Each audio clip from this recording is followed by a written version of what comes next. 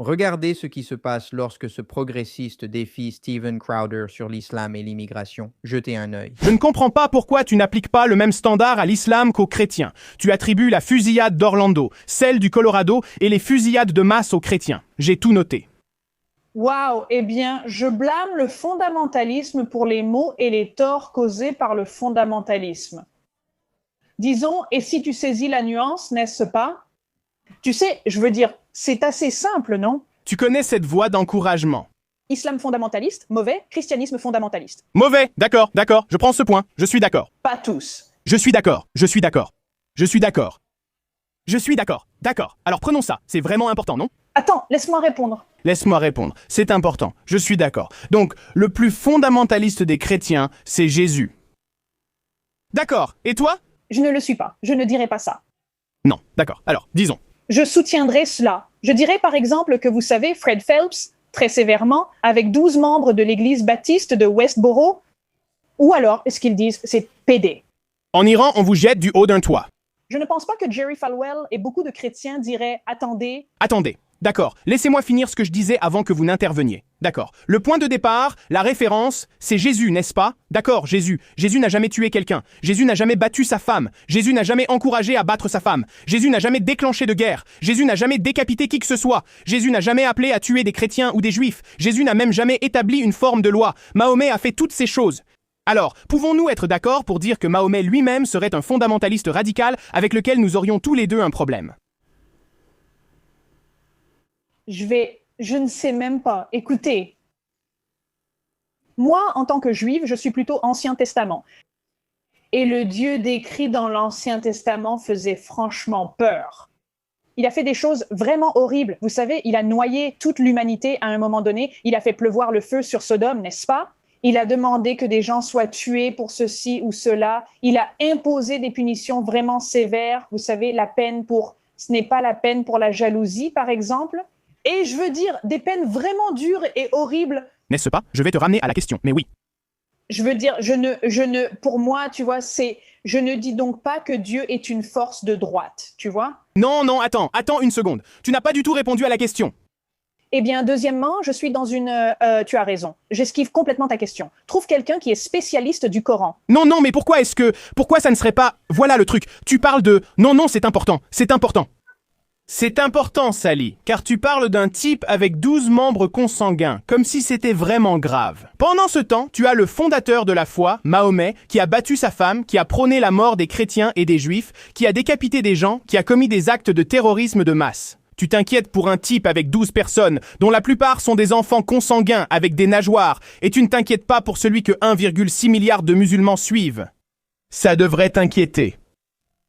Ce que j'essaye de dire, Stephen, c'est tout d'abord, tu sais, s'il te plaît, invite quelqu'un qui est vraiment croyant. Pas un sceptique, pas un critique, mais quelqu'un qui est je veux dire, je serais ravie de te suggérer une longue liste de personnes qui sont de véritables spécialistes et qui peuvent le faire. Et sur les différentes interprétations de Mahomet. Sally, c'est très bien, mais ce n'est pas une réponse ni une réfutation à ma question. Stephen, je ne suis pas experte sur Jésus non plus. Ce n'est pas un piège. Ce sont des faits connus. Pour répondre à ta question, tout d'abord, et ce n'est pas seulement à propos de l'église baptiste de Westboro. Tu sais aussi bien que moi que l'homophobie extrême, la misogynie, toutes ces choses ont malheureusement fait partie des courants dominants du christianisme et du judaïsme au cours de leur histoire. C'est un fait. Il n'y a pas à débattre là-dessus. Tu peux dire que ça vient de Jésus ou pire, de la nature humaine. Ça ne vient pas de Jésus. Peu importe. Mon point, c'est... Et cela vient directement de Mahomet. Donc cela existait, et maintenant ça n'existe plus parce que ces traditions religieuses ont évolué. Et donc oui... Tu as raison. Mais ce n'est pas vrai. Non, ce n'est pas vrai. Dans le christianisme, il n'a jamais été acceptable de battre sa femme. Cela n'a jamais été considéré comme acceptable. C'est unilatéralement accepté dans l'islam. Non, ce n'était pas le cas.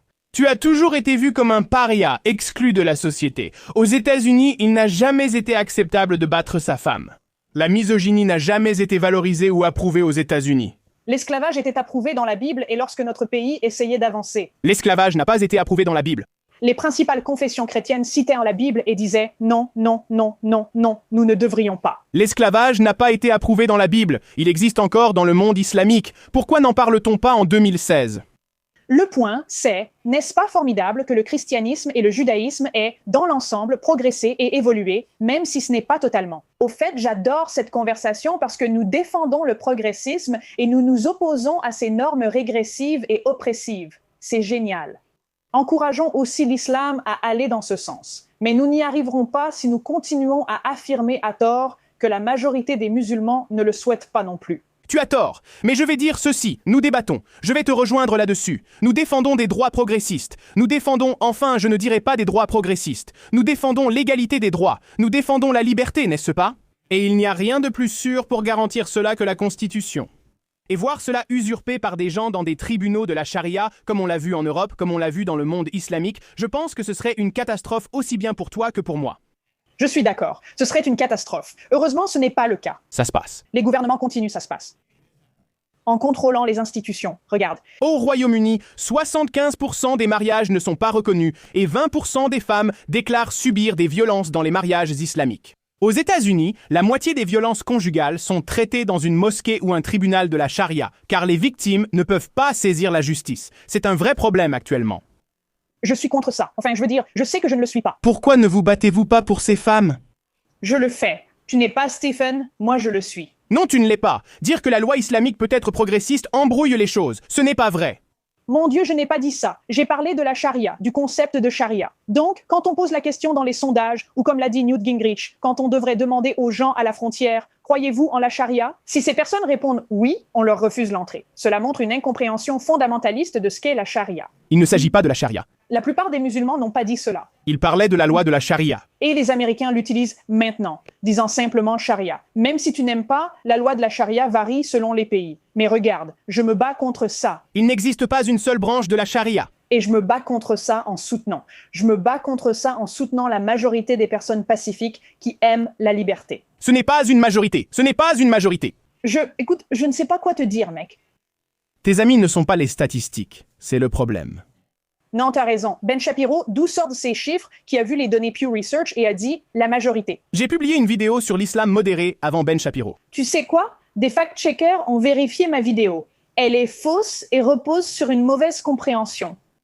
Non, mais celle de Ben l'a été. Supposez que les gens qui disent ceci, cela, c'est la charia sont des musulmans d'extrême droite et trop général. Il faut comprendre que c'est faux. Je suis étonné que ça ne te dérange pas d'avoir tort. Je suis surpris que ça ne te dérange pas d'avoir eu tort sur toutes les statistiques. Donne un exemple, s'il te plaît. La majorité des musulmans soutiennent une forme de charia, des lois sur l'apostasie ou des lois autorisant les violences conjugales dans certains cas, où il devrait y avoir un recours devant un tribunal de la charia et non devant un tribunal laïque.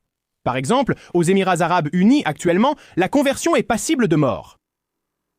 Dans des pays comme le Qatar, quitter la foi est interdit et les femmes restent des citoyennes de seconde zone dans le mariage, n'est-ce pas? Toute relation sexuelle extra-conjugale est punie de mort. Cela inclut l'homosexualité et l'adultère. Si tu es musulman, tu ne peux pas quitter l'islam. Donc, si tu es homosexuel, tu ne peux pas être musulman. Et tu ne peux pas quitter l'islam. Dans tous les cas, tu meurs. Dans tous les cas, tu meurs. Je ne le suis pas. Je ne le suis pas. Voilà, je ne soutiens pas ça. Je suis contre tout ça. Je pense que cette photo est un excellent exemple de la façon dont ce débat s'est déroulé, comme quelqu'un qui essaye d'assimiler le christianisme, le judaïsme et toutes les religions à l'islam, de les mettre tous dans le même panier et de dire qu'ils sont tous terribles. Eh bien non, il y a en fait différents degrés de fondamentalisme, n'est-ce pas? Vous ne voyez pas des chrétiens ou des juifs utiliser les Écritures puis aller essayer de décapiter quelqu'un dans le nord de Belfast, n'est-ce pas? Vous ne voyez pas ça arriver. Vous ne voyez pas des gens aller, vous savez, essayer de commettre des attentats terroristes au nom de Hachem ou au nom de Jésus. Cependant, vous voyez que cela arrive au nom d'Allah. Maintenant, vous devez vous demander pourquoi. Vous savez, est-ce une coïncidence? Je pense que Stephen Crowder explique très bien pourquoi ce n'est sans doute pas une coïncidence et pourquoi mettre toutes les religions au même niveau en affirmant qu'elles sont aussi mauvaises et violentes est faux. Et vous savez, je pense qu'elle est progressiste, quelqu'un qui va littéralement ouvrir les portes à ces mêmes personnes, une juive progressiste en fait, pour les mêmes personnes qui, vous savez, finiront par l'éliminer. C'est une situation du genre queer pour la Palestine, poulet pour KFC, femme pour l'islam, qui est, vous savez, tout aussi divertissante. C'est drôle tout ce truc des gays pour l'islam, mais en même temps, C'est un peu tordu. C'est un peu fou à quel point leur idéologie est tordue. Et je voudrais même souligner qu'il y a un imam homosexuel, je crois, en Afrique du Sud, qui a fait son coming out et qui a ensuite été assassiné. Donc ce n'est pas de la propagande d'extrême droite. Cela arrive réellement. C'est vraiment un problème et des gens en paient le prix. Merci d'avoir regardé et je vous retrouve dans la prochaine vidéo.